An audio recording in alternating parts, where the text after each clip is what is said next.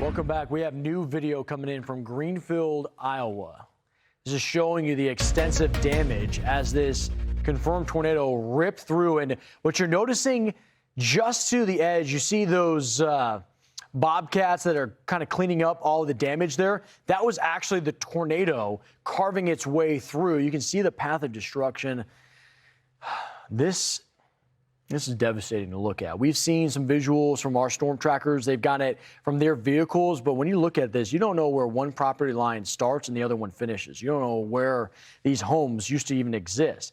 You just see empty plots and foundations that are torn. Now, you do see a lot of basements, and so you hope that many were in those basements at the time that these storms ripped through, at least this very strong.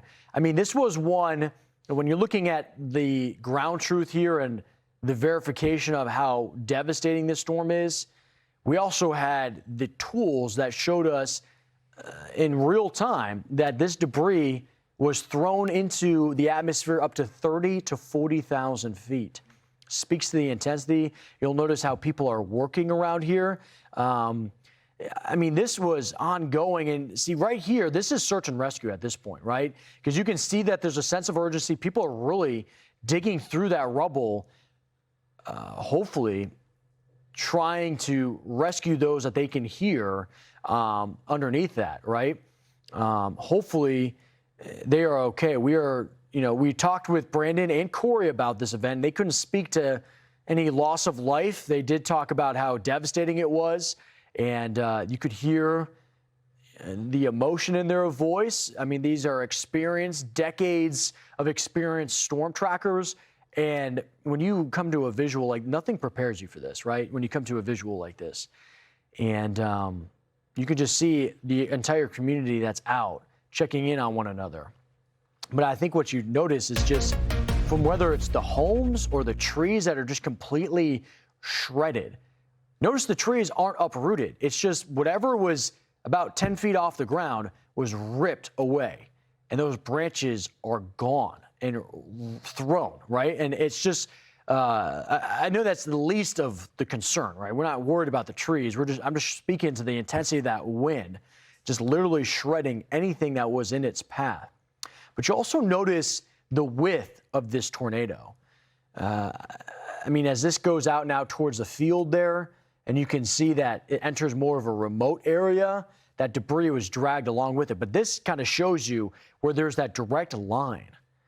And I mean, this was a few hundred yards wide. And at times you'll notice in the foreground here, right where there's that loop, that there was a broadening of that. Multiple vortices were registered in this. Once it left the city limits and now you're going out to this rural area, notice how, again, it just ripped apart these trees and through it. I think what's alarming about that, too, when you look at the trees, is that you're seeing that there's no branches on the ground. Like, those are probably miles and miles away.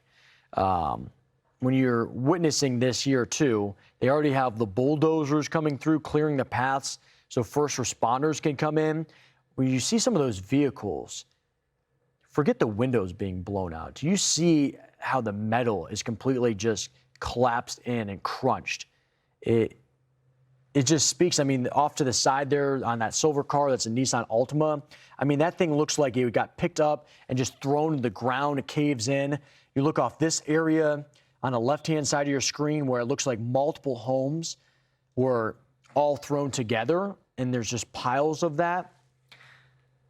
It's just devastating because you imagine these families here, they've worked their entire lives to live in this community, right? And you get to your property and you don't even, I mean, there's nothing standing anymore, right? Everything's just completely shredded. I think it tells you a lot when you read body language, right? There's a lot of people that looks like they have sunken shoulders. They have their hands on their faces, kind of just trying to come to terms and grasp what just happened, right?